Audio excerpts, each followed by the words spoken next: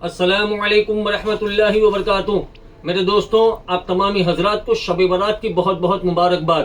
شب برات سے پہلے اس ویڈیو کو مکمل ضرور دیکھ لیں، انشاءاللہ تعالی بہت ساری چیزوں میں بہت ساری اصلاح ہو جائے گی۔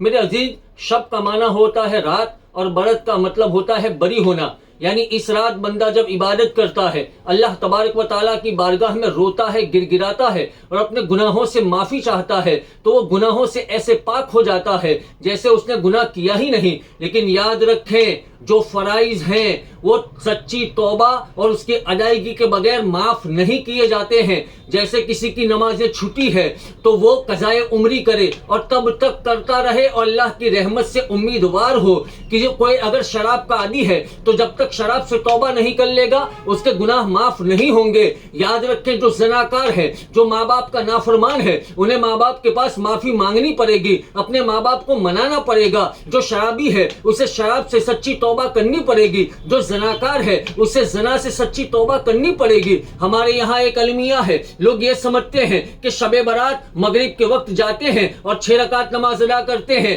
2 رکعت درازی عمر بالخیر کے لیے، 2 رکعت رزق میں برکت کے لیے، 2 رکعت ہر آفت و بلا مصیبت سے حفاظت کے لیے 6 رکعت پڑھ لیتے ہیں، سمجھتے ہیں کہ ہم نے سب کچھ ادا کر لیا ہے۔ لیکن اس کے بعد جب عشاء کی نماز کا وقت آتا ہے تو لوگ عشاء کی نماز پڑھنے کے لیے تیار نہیں ہوتے۔ سوچنے والی بات یہ ہے کہ جب اس رات کے نوافل کا یہ مقام اور مرتبہ ہے تو فرائض کا عالم اور مقام اور مرتبہ کیا ہوگا؟ میرے عزیز، لوگ عشاء میں جاتے نہیں ہیں، فجر میں جاتے نہیں ہیں، نہیں میرے عزیز، یاد رکھیں، فرض ہوتا ہے، نوافل فرض کا مقابلہ نہیں کر سکتا ہے۔ اور یاد رکھیں کہ جس کی نمازیں چھوٹی ہیں وہ قضا کرتا رہے جب تک کہ اس کے دل کو ایک تشفی نہ ہو جائے کہ اس کی اتنے سال کی نمازیں قضا تھی، اب وہ ادا ہو گئی ہے، اور پھر اللہ کی رحمت سے امیدوار ہو۔ یاد رکھیں، جو زناکار ہے اسے زنا سے سچی توبہ کرنی پڑے گی، جو شرابی ہے اسے شراب سے سچی توبہ کرنی پڑے گی، اور جو ماں باپ کا نافرمان ہے اسے ماں باپ کو منانا پڑے گا۔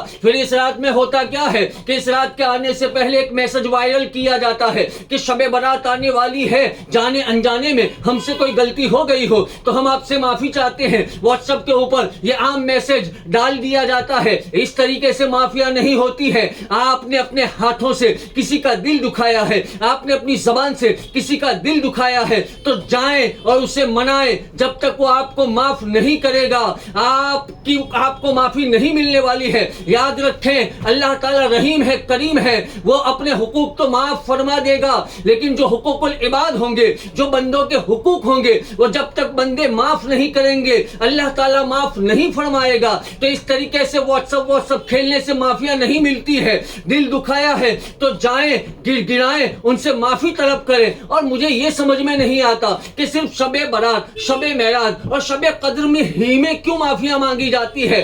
کہ اور دن دل دکھانا جائز ہے؟